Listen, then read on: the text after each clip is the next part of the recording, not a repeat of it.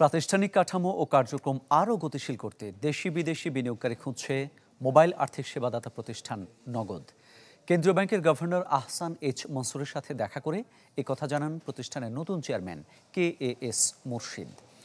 বলেন, প্রতিষ্ঠানটির সংস্কারের জন্য বেশ কিছু দিক নির্দেশনা দিয়েছেন গভর্নর, যার উপর ভিত্তি করে নগদকে গ্রাহকের কাছে আস্থাভাজন করা হবে। নগদের মালিকানার বিষয়ে যে জটিলতায় তৈরি হয়েছে সেটি নিরসনেও কাজ করছেন তারা। সাংবাদিকদের প্রশ্নের জবাবে তিনি বলেন, নগদের 9.5 কোটি গ্রাহক রয়েছে, তা আরও বাড়াতে এই বিনিয়োগ আহ্বান করা হয়েছে। নগদের গ্রাহক ও কর্মকর্তাদের উন্নয়নে সবার সহযোগিতাও চেয়েছেন KAS মুর্শিদ।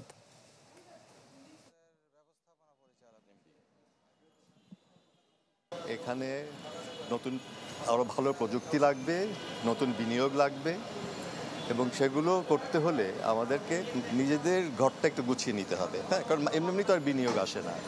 বিনিয়োগ আসতে হলে, বিনিয়োগ বান্ধব করতে হলে যে পদক্ষেপগুলো নিতে হবে আমাদেরকে, সেগুলো আমরা আস্তে আস্তে নেব।